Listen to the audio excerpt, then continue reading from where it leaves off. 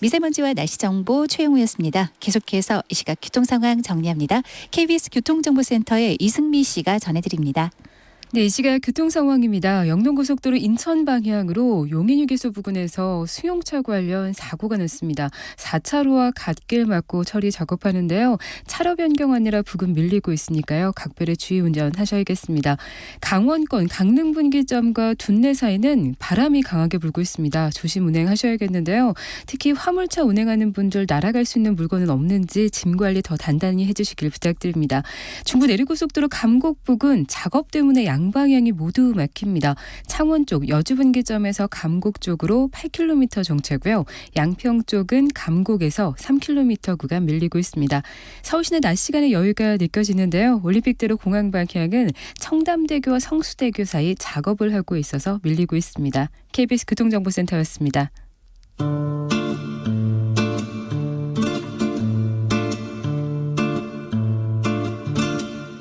오태훈의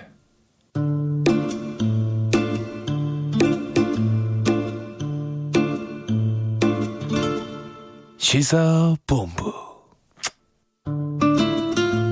네, 1시 25분 향하고 있습니다. 집권 3년 차를 맞는 문재인 정부. 출범 당시 3대 경제정책은 소득주도 성장, 혁신 성장, 공정경제였습니다. 이 3대 정책 가운데 공정경제 파트를 맡고 있는 곳이 아마 공정거래위원회가 아닐까 싶은데요. 공정거래위원회는 경제검찰 이렇게도 불린다고 하죠.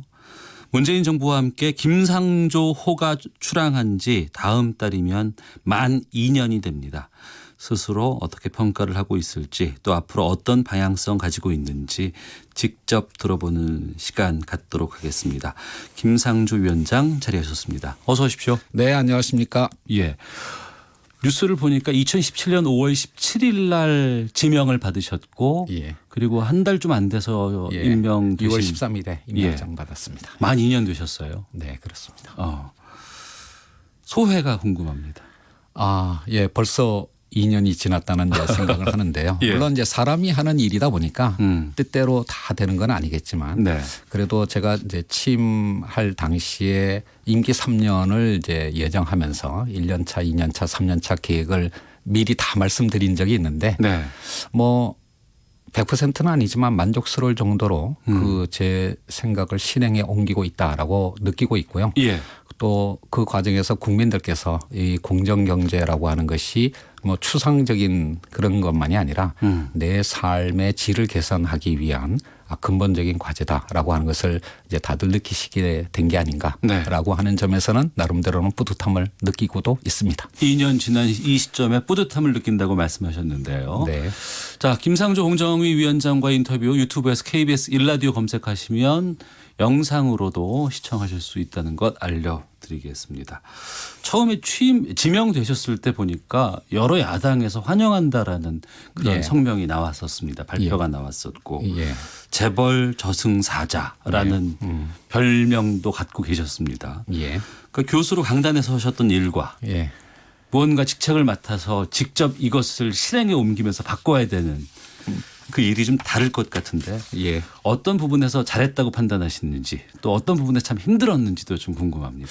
뭐 조금 전에 여러 가지 말씀들을 하시면서 재벌 저승사자라고 저를 이제 평가를 하셨고 뭐 별명입니다마는 또 하나가 이제 공정경제의 과제는 공정위가 중심이 되어서 뭐 실행을 한다. 예, 예. 또는 뭐 공정위를 경제 검찰이다 뭐 이렇게 표현을 하셨지 않습니까? 예, 예. 다 오해십니다. 오해인가요, 저희가? 예를 들면 예. 뭐 제가 재벌 개혁을 위해서 20년 동안 시민 운동을 한 것은 사실입니다마는 네.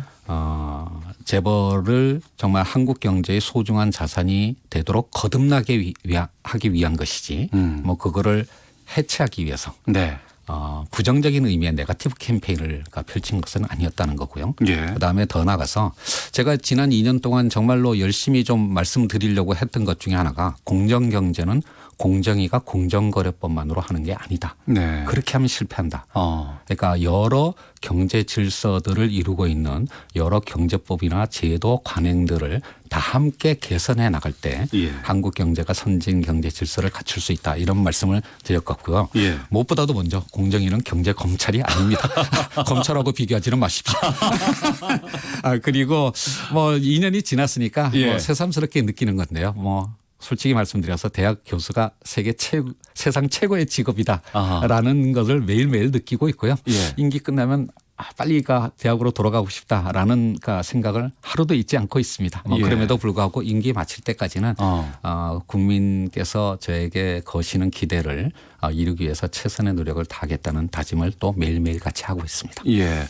우리나라 경제에서 상당히 재벌이 차지하는 비중이 높다고 생각을 많이 했었고 네. 또 그들의 역할이 크다는 부분도 있습니다. 그렇습니다. 또 한편으로는 그동안에 너무 관행으로 인해서 그들이 누렸던 특혜도 있었을 것 같고 네, 예. 이것을 없애는 게 아니고 바로 잡는다고 이해를 해도 될까요? 그렇습니다. 비유를 든다면 예. 인텔이라고 세계적인 어떤 반도체 회사가 있지 않습니까? 예. 그 인텔의 공동 창업자인 앤디 그로버의 자서전에 보면 이런 말이 있습니다. 네. 성공은 자만을 낳고 자만은 실패를 낳는다. 네. 제가 이 말씀을 드리는 이유는 뭐냐면 한국 경제가 60년대 이래로 3, 40년 동안 정말 기적이라고 부를 만큼의 놀라운 경제 성장을 이루었고요. 네. 그다음에 그 과정에서 재벌이 중심적인 어떤 역할을 해왔다는 것도 분명합니다. 네. 이에 대해서 우리 모두는 자부심을 느껴도 충분한데요.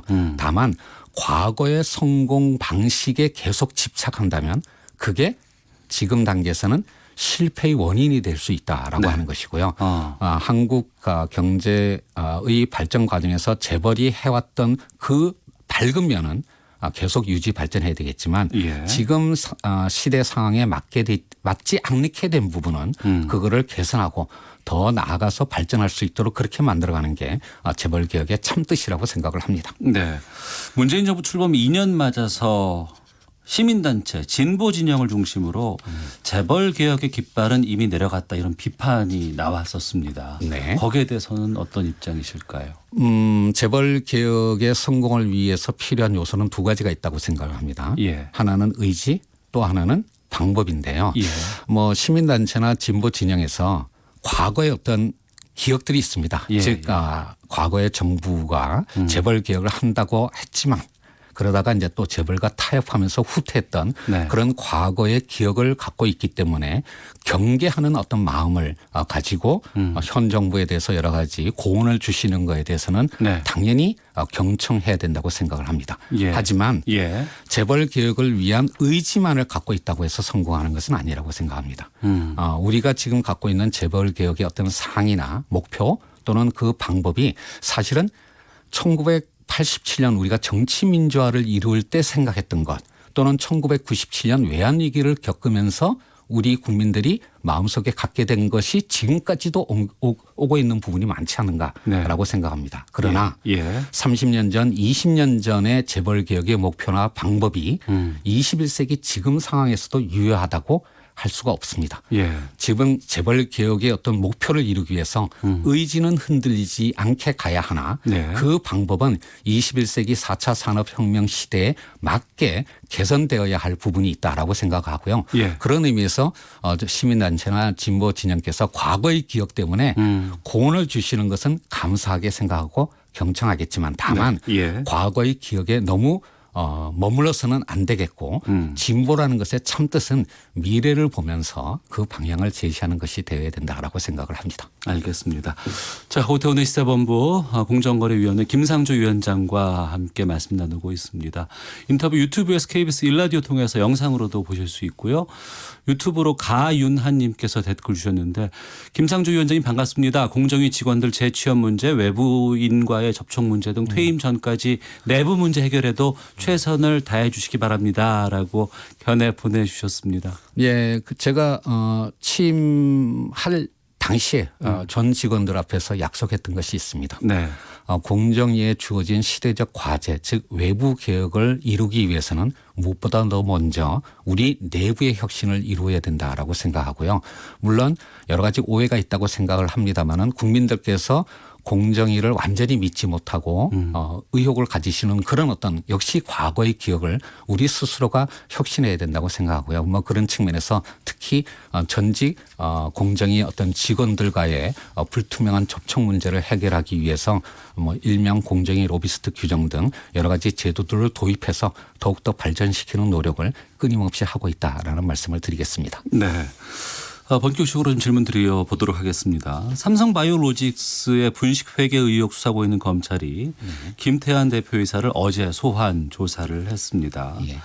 그러니까 거의 사장급 인사가 검찰에 불려 나온 건 이번이 이제 처음인 것 같아요. 네.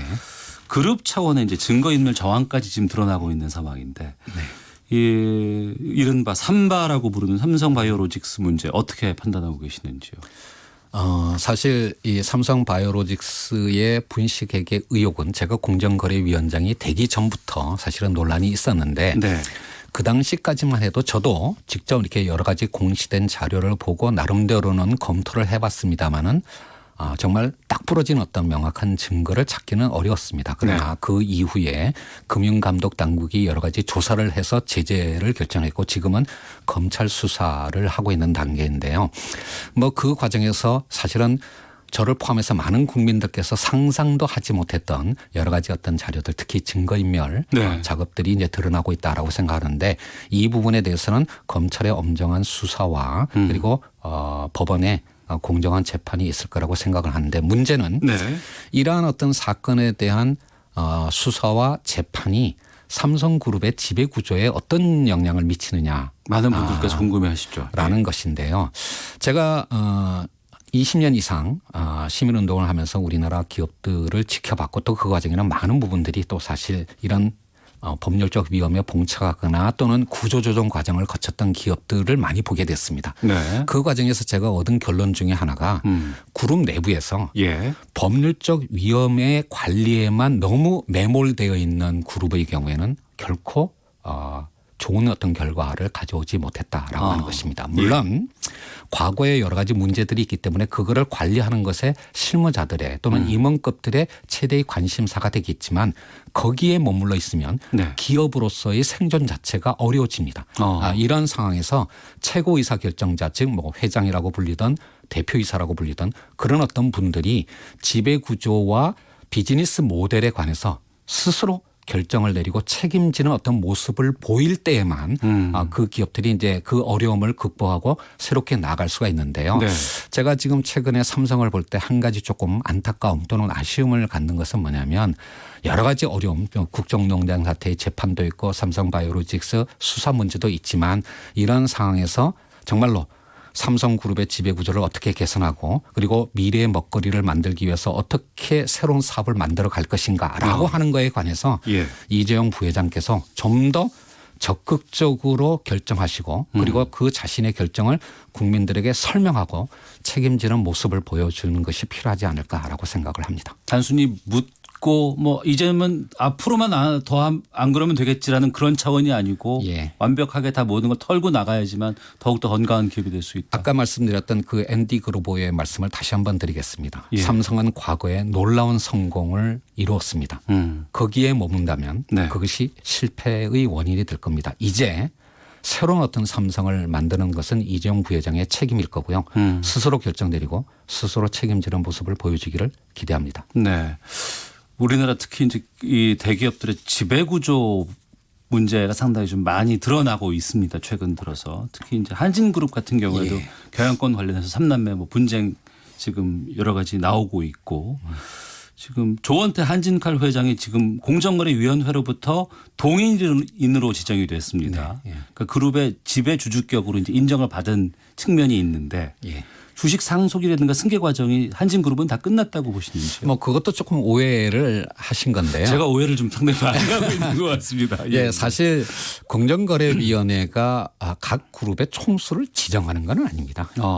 사실은 총수 즉 그 그룹의 최고 의사결정자가 누구냐라고 하는 것은 그 그룹이 스스로 결정하는 것입니다. 거기에 대해서 정부가 공정거래위원회가 지정할 수 있는 것은 아닌데요. 다만 사실 이런 어떤 그룹의 최고의 어떤 결정자가 누구냐라고 하는 것은 법적으로 따지면 공정거래법이 할 일이 아니라 사실은 상법에서 원래 그런 것에 관한 판단이 이루어지는 절차가 규정이 돼야 되는데 아쉬운 것은 우리나라의 상법에는 지배의 개념이나 또는 기업 집단이라는 개념 자체가 없습니다.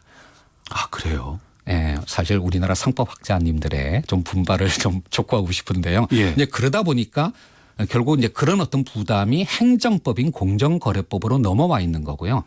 그래서 공정거래법의 기초에서 공정거래위원회가 각각 이 공정거래법에 따른 재벌 시책의 적용 범위를 이제 정해야 되니까 행정법이니까 네. 그거를 위한 여러 가지 절차 규정들을 두고 있고 그것의 기본이 뭐냐면 그 그룹의 범위, 계열사나 친인척의 범위를 신고를 해라, 자료를 제출해라 라고 하고요. 그 자료 제출에 책임을 지는 사람을 정하는 것일 뿐입니다. 예. 그래서 공정거래위원회가 공정거래법상 동일인이라고 부르는데요.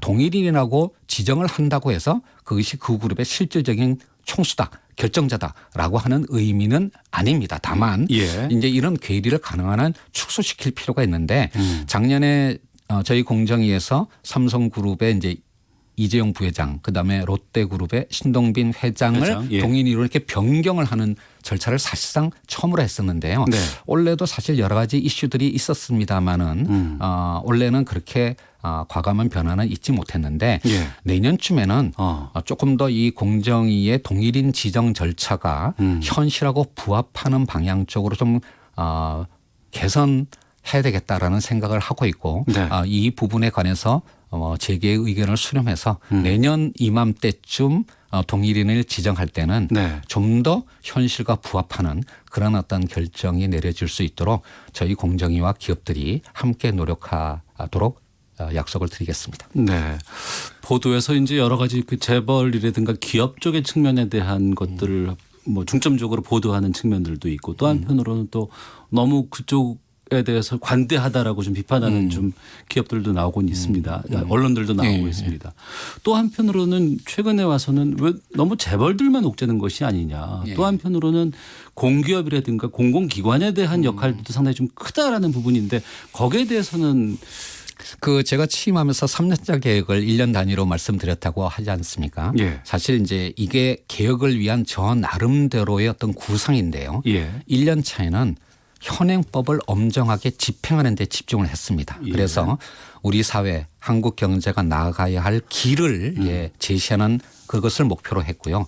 2년 차에는 이런 어떤 노력의 근간이 되는 공정거래법을 네. 21세기 4차 산업혁명 시대에 맞게 이렇게 개편하는 작업을 해서 사실상 작년 11월 달에 어찌됐든 국회에 개정안을 제출하기도 했습니다. 네. 3년 차의 목표는 뭐냐면 다시 한번 말씀드릴게요. 공정경제는 공정위가 공정거래법만으로 하는 건 아닙니다.